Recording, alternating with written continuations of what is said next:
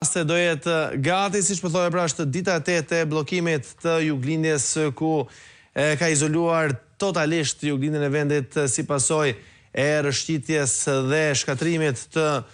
rrugës. Atje teksa vjojnë punimet për rikthimin e normalitetit, por gjithçka duket e vështirë. Edhe në ditën e 8 qarkullimi automjeteve mbetet i bllokuar, duke devijuar në rrugët alternative, ku me syre segmenti vjetër është Egnatja. Autoriteti rrugor shqiptar nuk ka dhënë ende një afat për hapjen e saj, duke pritur rezultatet e studimit gjeologjik që do të përcaktojë projektin e ri të aksit pjesë e korridorit 8. Bllokimi ka sjellë problematika të shumta tek qytetarët, teksa anëtarët e shoqërisë civile në Korçë i kanë drejtuar një letër autoriteteve ku theksojnë se kjo situatë ka prodhuar pasoja të drejt për drejta dhe të menjëhershme në jetën e përditshme të qytetarëve dhe në funksionimin normal të rajonit. Në letër theksohet se bllokimi i aksit ka dëmtuar aktivitetin ekonomik dhe turistik të qarkut Korçë. Riparimi i rrugës kërkon një zgjidhje inxhinierike krejtëre për të stabilizuar dhe për të riparuar, teksa specialistët e infrastrukturës e konsiderojnë dëmtimin më seriozin që ka ndodhur së fundmi. Është dita e 8 që rruga Reli Brashtë-Qaftan vijon të jetë e mbyllur pas shembjes në zonën e njohur si Arrat e Gurës. E kam në këtë moment e Margarita Mihillkën. Margarita, vijon dita e 8 e punimeve, ku jemi me avancimin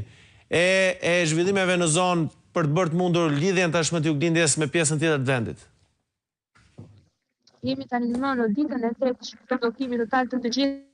aksit nacional Librasht-Prenjas, një aks hyjtjetik për të lidhur juglindjen me kryeqytetin dhe pjesën tjetër të vendit. Në fakt, punimet vijojnë të ditën e sotme për shkak se është duke u krijuar dhe mundësia e hapjes së një rruge provizore në anë të rrugës ekzistuese që ndodhet pranë Durrës në zonën Arrat e Gurës, rruga e cila u shëmb totalisht, ndërkohë që edhe gjatë të sotme vijojnë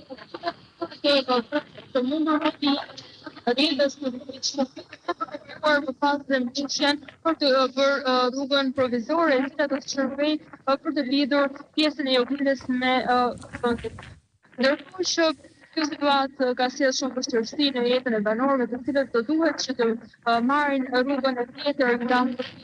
drejt Spatarit dhe më pas për të dalë në Librasht, për të kryer të gjitha nevojat e tyre, qoftë për të furnizuar me ushqime, qoftë edhe për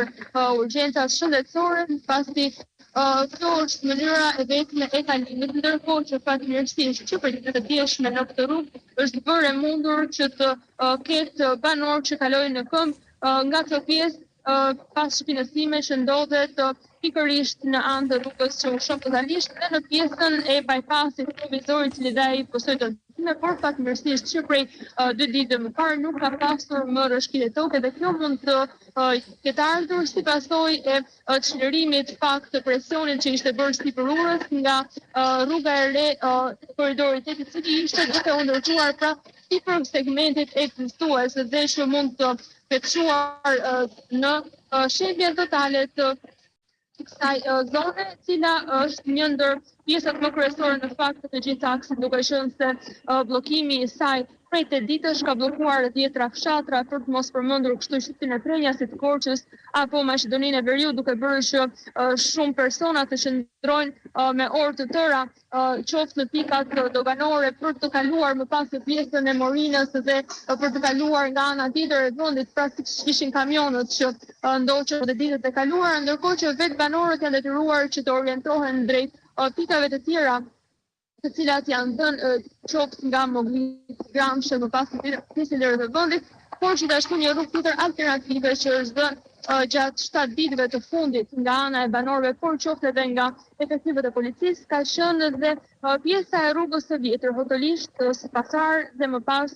në Librasht. Është kjo një rrugë që është frekuentuar mjaft gjatë 8 ditëve të fundit, dua të them, ndërkohë që vetëm gjatë ditës së dieshme nga banorët e zonës së Dardës është rritur shqetësimi se në rrugën që çonte, pra në rrugën lidhëse mes Hotolishtit dhe Spatarit, ka krijuar këtë rrugë një çarje të konsiderueshme që mund të jetë më pas edhe rrezik për një shëmbje të mundshme. Ndaj, gjatë ditës së sotme, policia ka orientuar të gjithë drejtuesit të automjeteve që të tregojnë një kujdes më të shtuar gjatë kalimit në këtë rrugë, ndërkohë që është bllokuar totalisht kalimi në rrugën më të afërt alternative pasar botolisht i të gjithë autobusëve me mbikëqyrje personale që të mësojnë të gjithë automjeteve tonazhi të rënd për të mos e nxitur lehtësimin më tepër aktivitetin e çarjes së tokës pikërisht në atë zonë, e cila është, dua të them që është një ndër grupet që nuk ka njohur kurrë investime nga pushteti vendor. E qartë, Margarita, të falenderoj.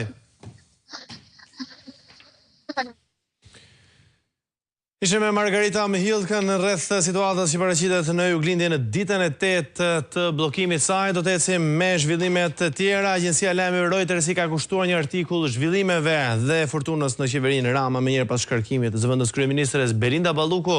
e cila akuzohet nga organet e drejtësisë për korrupsion dhe shkeljet barazisë në tendra me vlerë qindra milion euro.